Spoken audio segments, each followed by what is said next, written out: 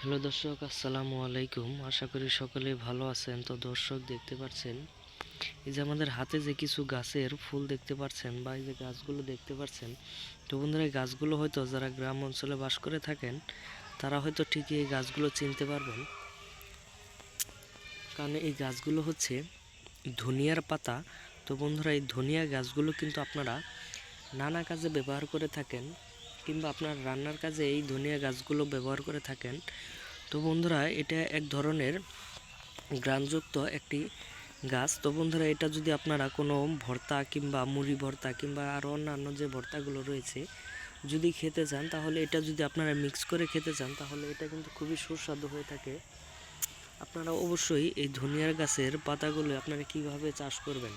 তো বন্ধুরা, আপনারা বাজার থেকে এই ধনিয়া গাছের পাতাগুলি আপনারা কিনে আনার পরে সেইগুলা যদি আপনারা আনার পরে আপনাদের চাষের জমিতে রোপণ করে যদি কিছুদিন রেখে দেন, তাহলে দেখতে পারবেন এই ধরনের গাছ হবে। এই যে এই গাছগুলোই। তো দর্শক, এই গাছগুলো খেলে আপনাদের প্রচুর পরিমাণের স্বাদ পাবেন। এটার কিন্তু অনেক একটি গ্রান। তো বন্ধুরা, এই গাছগুলো চাষ করতে হলে আপনাদের চাষের জমিতেই চাষ করতে পারবেন।